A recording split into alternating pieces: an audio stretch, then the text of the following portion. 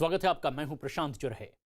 Corona virus जिस तेजी के साथ इस वक्त पूरे देश में अपने पैर पसारता जा रहा है, वो एक बड़ी चिंता का विषय है। और इसीलिए भी ना सिर्फ राज्य सरकार बल्कि केंद्र सरकार भी अब बार बार इस तरह के रिक्वेस्ट जनता से कर रही है कि वो जितनी भी गाइडलाइंस है उसका बखूबी पालन करें। और केंद्र के निर्देश के बाद अब जिन राज्यों में कोरोना वायरस तेजी से फैल रहा है वो भी सख्ती बरत रही है। साथ ही साथ प्रधानमंत्री भी लोगों से लगातार अपील कर रहे हैं।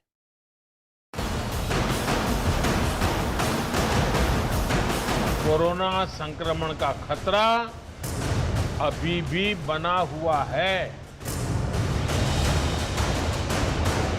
2 गज की दूरी,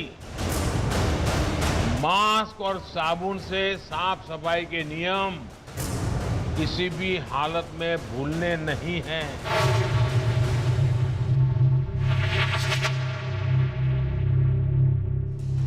जरा सी ढिलाई खुद को, परिवार को, गांव को संकट में डाल सकती है। जब तक दवाई नहीं तब तक ढिलाई नहीं।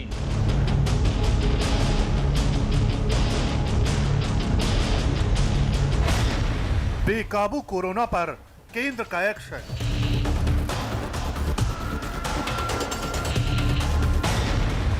तीसरी लहर पर शिकंजे की कोशिश।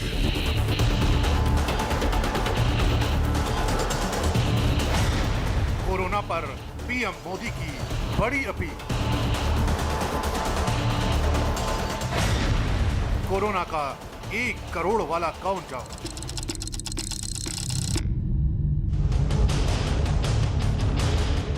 कोरोना की तीसरी लहर ने तबाही के जो संकेत दिए हैं उससे बचाव को ही एकमात्र जरिया माना जा रहा है। देश की राजधानी दिल्ली वायरस के शिकंजे में ऐसी कस चुकी है कि अब स्वास्थ्य व्यवस्थाओं का दम भी घुटने लगा है। कोरोना काल की इस बेहद मुश्किल घड़ी में देश के प्रधानमंत्री नरेंद्र मोदी ने एक बार फिर लोगों को आगाह किया। कोरोना के मौजूदा हालात का हवाला देते हुए प्रधानमंत्री नरेंद्र मोदी ने कहा कि आपकी छोटी सी गलती कई लोगों की जिंदगी पर भारी पड़ सकती है, इसलिए जब तक दवाई नहीं तब तक ढिलाई नहीं। तो ये भी याद रखना है कि कोरोना संक्रमण का खतरा अभी भी बना हुआ है। 2 गज की दूरी, मास्क और साबुन से साफ सफाई के नियम किसी भी हालत में भूलने नहीं हैं। जरा सी ढिलाई खुद को, परिवार को, गांव को संकट में डाल सकती है। दवाई बनाने के लिए हमारे वैज्ञानिक कठिन तप कर रहे हैं। दुनिया भर के वैज्ञानिक लगे हुए हैं। सबसे धनवान देश के लोग भी लगे हैं और गरीब देश के लोग भी लगे हैं। लेकिन जब तक दवाई नहीं तब तक ढिलाई नहीं। कोरोना की तीसरी लहर देश के उन हिस्सों को भी शिकंजे में ले रही है जहां कोरोना के मरीज ना के बराबर थे। सबसे बुरा हाल तो राजधानी दिल्ली का ही है। यहां रविवार को भी कोरोना के दिल दहला देने वाले आंकड़े सामने आए। 24 घंटे में 5,879 नए केस, 24 घंटे में कुल 111 लोगों की मौत। कोरोना से अब तक 8,270 की मौत। ये एक दिन के आंकड़े थे। अब जरा बीते 7 दिन के आंकड़ों पर भी नजर डालिए। 15 नवंबर से 21 नवंबर के बीच कोरोना के सुनामी ने दिल्ली के सिस्टम को तहस नहस कर डाला है। 15 नवंबर 3,235 केस, 95 लोगों की मौत। 16 नवंबर 3,797 केस, 99 की मौत। 17 नवंबर 6,396 केस, 99 की मौत। 18 नवंबर 7,486 केस, 131 की मौत। 19 नवंबर 7,546 केस, 98 की मौत। 20 नवंबर 6,608 केस, 118 की मौत। 21 नवंबर 5,879 केस, 111 की मौत।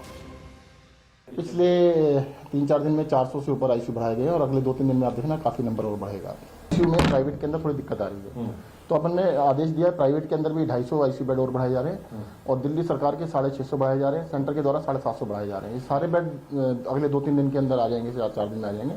तो जब अवेलेबिलिटी बढ़ जाएगी तो अपने आप ही ठीक हो जाएगा। देश की राजधानी दिल्ली में कोरोना की तीसरी लहर प्रचंड रफ्तार के साथ बह रही है। एक हफ्ते से ज्यादा का वक्त हो चुका है जब रोजाना औसतन 100 से ज्यादा लोग कोरोना की वजह से अपनी जान गंवा रहे हैं और यही वजह है कि जब सरकार के पास कोरोना को काबू करने का कोई उपाय नहीं दिखा तो चालान को 4 गुना बढ़ा दिया गया। यानी दिल्ली में एक तरफ लोग कोरोना के कहर का सामना कर रहे हैं, तो अब लोगों को कोरोना प्रोटोकॉल का पालन न करने पर 2,000 रुपए का जुर्माना भी देना पड़ रहा है। पूरी दिल्ली के अलग अलग इलाकों में सघन चेकिंग अभियान चलाया जा रहा है। जो कोई भी कोरोना के कायदे कानूनों को तोड़ता दिखाई दे रहा है उस पर फौरन एक्शन लिया जा रहा है। चेकिंग के दौरान मोरी गेट से लखनऊ के लिए निकली एक ऐसी ही बस पर जांच टीम की नजर पड़ी। जांच में पता चला कि जिस बस को कोरोना प्रोटोकॉल की वजह से रोका गया है उसका पहले भी 3 बार चालान किया जा चुका है। जो बाहर से बसेस आती हैं उसमें ये यात्रियों को लेकर जरूर आते हैं। कल भी हमने एक ऐसी केस स्टडी देखी कि यहाँ जो यात्री थे वो शिकायत कर रहे थे। क्या हुआ? रोज चालान कराते हैं अपना। ये देखिए 18 तारीख का भी इनका एक चालान हुआ है। अच्छा। और उसके बाद ये 15 तारीख का भी एक चालान हुआ है। अच्छा। और ये 8 तारीख का भी हुआ है। देखिए ये 3 चालान है इस ड्राइवर के पास और ये इनके लिए बहुत सामान्य बात हो गई है। आप ये बताइए कि 3 चालान अभी हमने अपने कैमरे पर दिखाए, आप लगातार चालान आपको लगता है 500 रुपए दे दो और चले जाओ, ये तो कितने आप लोगों की स्वास्थ्य से खिलवाड़ नहीं कर रहे हैं? नहीं तो हम सोशल डिस्टेंसिंग का पालन कर रहे हैं ना, मास्क लगा रखे हैं अपना सारा। चेकिंग के दौरान टीम ने गीता कॉलोनी के पास एक बस का भी चालान किया। बस वाले की गलती इतनी थी कि उसने मास्क तय मानकों के हिसाब से नहीं पहना था। शादी की बस है, इसमें संभवत एक बारात जा रही है। यहाँ क्या हुआ इस बस में? क्या किस चीज का चालान कर रहे हैं आप? सर ड्राइवर का जो था मास्क के नीचे था। हाँ। तो इसलिए हमें चालान करना पड़ा। सवारी पूरी ओके थी, बारात है ये। अच्छा, सवारी सबने मास्क पहना हुआ है? हाँ जी हाँ, सबने पहना है। ड्राइवर का चालान किया है? जी हाँ, ड्राइवर का चालान किया है, लेकिन वो भी देने से मना कर रहा है। क्यों ऐसा कर? शायद उसका पेमेंट नहीं होगी, तो हमें फिर 188 का बनाना पड़ेगा मुकदमा। देखिए ये यहाँ पर ये बस है, खासतौर से यहाँ पर बसों को भी चेक किया जा रहा है। ये बारात की बस है जिसके ड्राइवर का मास्क नीचे था, मास्क प्रॉपर तरीके से नहीं पहना था, उनका चालान किया गया है। इसके अलावा जो डीलक्स बसेस यहाँ से निकल रही हैं जिसमें पैसेंजर्स होते हैं, सीटों से ज्यादा की संख्या में पैसेंजर्स होते हैं, उनका भी चालान किया जा रहा है। दिल्ली में कोरोना की वजह से जो हालात बने हुए हैं उसमें जरा सी भी रिस्क भारी पड़ सकती है। यही वजह है कि प्रशासन थोड़ी सी भी चूक को बर्दाश्त नहीं कर रहा है, फिर चाहे वो पैदल चलने वाले शख्स की गलती हो या फिर कार में बैठे किसी शख्स की। नियम सबके लिए एक बराबर है। देखिए यहाँ पर भी इनका चालान किया गया है। यहाँ आप लोगों ने मास्क नहीं पहना था? सर बाय मिस्टेक थोड़ा सा नीचे हो गया था, तो इस चक्कर आपको में पता है कि कोरोना चल रहा है सर, आई अंडरस्टैंड, बट क्या नाम है, थोड़ा सा क्या नाम है, मास्क नीचे हो गया था, इस चक्कर में सर। लेकिन अगर थोड़ा सा नीचे हो जाएगा तो दिक्कत हो सकती है ना, बीमारी। I know very well, but क्या नाम है, मैंने थोड़ा सा नीचे ही कर लिया था इस आपका 2000 का चालान होगा। Yes sir. अच्छा, इन्होंने मास्क नहीं पहना था? जी इन्होंने मास्क नहीं पहना था। मैंने वहाँ से देखा है इनको मास्क नहीं किया था, मैंने पर्ची काट चुके हूँ बस। ये यहाँ पर लगातार इसी तरीके से चालान हो रहे हैं। 2000 की जो चालान राशि थी वो इसीलिए बढ़ाई गई थी कि लोगों में एक डर ही सही, पैसे का डर ही सही, ताकि लोग मास्क पहने। भले ही दिल्ली में कोरोना प्रोटोकॉल का उल्लंघन करने पर चालान की रकम को चौगुना कर दिया गया है, बावजूद इसके लोग बेपरवाह बने हुए हैं। लेकिन जब जांच करने वाली टीम लोगों से चालान वसूलती है तो तरह तरह के बहाने बनाने लगते हैं। यही वजह है कि यह टीम भी सबूत के साथ लोगों का चालान काट रही है। यहाँ पर आप तस्वीर में देखेंगे एक गाड़ी को इसी तरह से रोका गया है। सर यहाँ पर इनका चालान किया है क्या आपने? वो अभी सर कर रहे हैं, प्रोसेस में चल रहा है अभी। अच्छा, क्या मास्क नहीं था या सोशल? इनका किसी के पास मास्क नहीं पहन रखा था इन तीनों ने। अच्छा, क्यों आंटी जी ये बताइए कि इतना कोरोना चल रहा है, मास्क क्यों नहीं पहन के चल रहा है? सब पे है भैया, मास्क सब पे है। कहाँ है? सब पे है। ये लगा इन्होंने रखो। तो फोटो क्लिक कर लिया। नहीं, अच्छा, क्यों? सब पे है। देखिए ये कह रहे हैं कि मास्क। ये देखिए, ये इनके पास फोटो होता है। अमूमन जो ये टीम होती है ये फोटो क्लिक कर लेती है। आप देखेंगे तो इसी तरीके से यहाँ पर ये गाड़ियां रोककर चेक किया जा रहा है। आ गई है। केंद्र ने 4 राज्यों में अपनी टीमों को लगा दिया है। इन टीमों को हरियाणा, राजस्थान, गुजरात और मणिपुर भेजा गया है। ये टीमें कोरोना प्रभावित इलाकों का दौरा करेंगी। ये टीमें कोरोना पर काबू पाने में मदद करेंगी। इन टीमों को कोरोना प्रभावित इलाकों में जांच बढ़ाने के निर्देश दिए गए हैं। इतना ही नहीं, सही वक्त पर इलाज पहुंचाना भी इस टीम का मकसद है। कोरोना की तीसरी लहर राजस्थान में भी देखी जा रही है। यही वजह है कि राजस्थान सरकार ने भी शादी और दूसरे सार्वजनिक समारोहों के लिए दिशा निर्देशों में बड़ा बदलाव किया है। अब किसी भी समारोह की मंजूरी लेने के लिए जिले के डीएम को पूरे इंतजामों का प्लान दिखाना जरूरी होगा। समारोह में कोरोना से निपटने के इंतजामों पर संतुष्ट होने के बाद ही डीएम उसके लिए मंजूरी देंगे। नए नियमों के तहत समारोह में शामिल होने वालों की संख्या 100 से अधिक नहीं होगी और समारोह के दौरान सोशल डिस्टेंसिंग का पालन जरूरी होगा। इसके अलावा समारोह में शामिल लोगों को मास्क लगाना होगा और कार्यक्रम वाली जगह पर स्क्रीनिंग के भी इंतजाम करने होंगे। गुजरात और महाराष्ट्र में भी कोरोना को लेकर कुछ बेहद अहम कदम उठाए गए हैं। महाराष्ट्र में जहां 31 दिसंबर तक स्कूल और कॉलेज बंद किए जा चुके हैं, वहीं गुजरात के कई शहरों में रात्रि कर्फ्यू के जरिए कोरोना को काबू करने की कोशिश की जा रही है। कोरोना पर काबू पाने की कोशिश लगातार जारी है और इसी कड़ी में भारत, अमेरिका, ब्रिटेन और चीन जैसे देशों में दिन रात इस कोरोना की वैक्सीन को तैयार करने का काम चल रहा है। भारत में तो इसका ट्रायल तीसरे चरण पर पहुंच चुका है और कभी भी कोरोना के खिलाफ यह संजीवनी सामने आ सकती है। और यह तैयारी ऐसे में है जबकि पूरी दुनिया में अब कोरोना की चपेट में आने वाले मरीजों का आंकड़ा 6 करोड़ के नजदीक पहुंचने लगा है।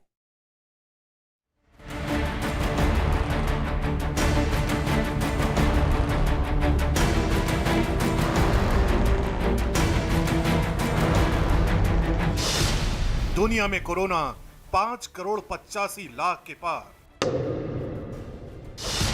अमेरिका में कोरोना 1 करोड़ 24 लाख के पार। भारत में कोरोना 90 लाख 95 हजार के पार।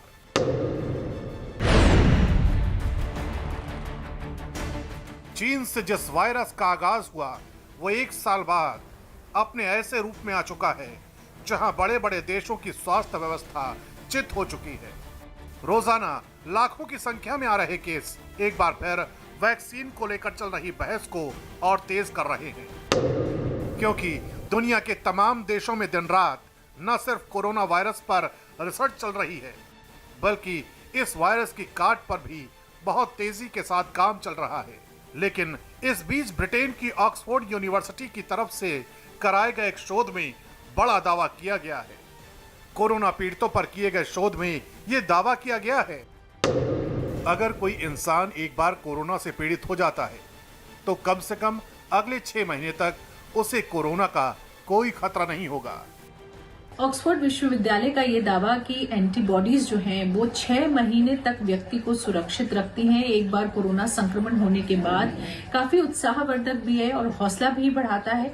लेकिन वहीं हमें ये भी ध्यान रखना होगा कि अभी ये पहली ऐसी स्टडी है जो 6 महीने का दावा कर रही है। इससे पहले भी स्टडीज आई है और न केवल बाकी स्टडीज, ऑक्सफोर्ड विश्वविद्यालय की अपनी एक स्टडी 2 हफ्ते पहले आई है जहां उन्होंने ये दावा किया है कि जिस व्यक्ति के अंदर कोरोना वायरस संक्रमण की एंटीबॉडीज बनती हैं उनमें ज्यादातर 3 महीने के बाद ये एंटीबॉडीज आधी होने लगती हैं। उन्होंने अपनी ही स्टडी में ये बात बोली थी कि 3 महीने के बाद एंटीबॉडीज धीरे धीरे कम होने लगती हैं। शोध को अंजाम देने वाले वैज्ञानिकों में से एक डेविड आयर के मुताबिक ये बहुत अच्छी खबर है, क्योंकि हम थोड़े समय के लिए ही सही ये भरोसा तो कर सकते हैं कि जो एक बार संक्रमित हो गया है वो दोबारा संक्रमित नहीं होगा। हमारे जो सिटीज हैं वहां से ऐसे हेल्थ केयर वर्कर्स के मामले सामने आए हैं जहां उन्हें कोरोना दोबारा हुआ, यानी कि एक बार कोरोना संक्रमण होने के बाद ठीक हो जाने के बाद रिपोर्ट नेगेटिव आई और उसके बाद कुछ दिन के बाद दोबारा कोरोना से संक्रमित हुए। तो इस तरह के मामले अभी भी इनकी तादाद बहुत ज्यादा नहीं है। इस बीच कोरोना की वैक्सीन जल्द बना लेने का दावा करने वाली अमेरिकी कंपनी मॉडर्ना ने पहली बार वैक्सीन की कीमत के बारे में जानकारी दी। मॉडर्ना कंपनी के दावे के मुताबिक उसकी एक डोज की कीमत 25 से $37 होगी, यानी भारतीय मुद्रा के हिसाब से करीब 1800 से 2700 रुपए। ये कीमत ऑर्डर के मुताबिक तय की जाएगी। उधर चीन की तरफ से भी वैक्सीन निर्माण को लेकर एक बार फिर बड़ा दावा किया जा रहा है। दावे के मुताबिक चीन ने एक सुपर वैक्सीन का निर्माण कर लिया है, जिसकी 10 लाख डोज लोगों को दी जा चुकी है, लेकिन किसी पर भी वैक्सीन का गंभीर साइड इफेक्ट दिखाई नहीं दिया है। इस वैक्सीन के बारे में दावा तो ये भी किया गया है कि ये कोरोना पीड़ितों पर 100% कारगर रही है। यही वजह है कि इसे सुपर वैक्सीन का नाम दिया गया है। हालांकि सिनोफार्म द्वारा विकसित इस टीके का आखिरी दौर अभी पूरा नहीं हो पाया है, लेकिन आपात स्थिति में इस टीके को लगाने की मंजूरी दे दी गई है। तो जिस तरह से अभी वैक्सीन खास तौर से जो फेज 3 ट्रायल अपना कंप्लीट कर रही हैं, चाहे वो अमेरिका की वैक्सीन हैं या ब्रिटेन की हैं या भारत के भी जो स्वदेशी वैक्सीन कोवैक्सीन है, वो भी अभी अपने चरण 2 पर चल रही है। और ऐसे में काफी उम्मीद है इन वैक्सीन से कि आने वाले साल के शुरुआती महीनों में ही हम इन वैक्सीन के ऊपर बड़े बड़े ऐलान सुन सकते हैं। उधर भारत बायोटेक भी वैक्सीन बनाने के आखिरी दौर में पहुंच गया है। तीसरे चरण की इस जंग के पहले दोनों चरण सफल साबित हुए हैं। इतना ही नहीं, दावा किया जा रहा है कि अगर सब कुछ ठीक रहा तो जल्द ही वैक्सीन बाजार में आ सकती है। लेकिन जब तक वैक्सीन नहीं आती, तब तक किसी भी खतरे से निपटने के लिए राज्य सरकारें अपने स्तर पर उपायों में जुटी हुई हैं। देखिए, ये अलग अलग स्थिति के हिसाब से किया जाएगा। इसमें विचार चल रहा है। हमारे जो पश्चिम के जिले हैं, गौतम बुद्ध नगर, गाजियाबाद, वहाँ उन्होंने 100 तक करने की, सीमित करने की बात कही है। तो जहाँ जैसी स्थिति होगी उसी हिसाब से कोरोना संक्रमण को रोकने के लिए जो भी उपाय आवश्यक हैं वो सब किए जाएंगे। दुनिया को इस वक्त अगर सबसे ज्यादा किसी चीज की दरकार है तो वो है कोरोना वैक्सीन की, क्योंकि वायरस का ये ऐसा दौर चल रहा है जहां लाखों मरीज सामने आ रहे हैं। ये एक बड़ा कारण है कि सरकारें तमाम जतन कर कोरोना पर काबू पाने की कोशिश कर रही हैं।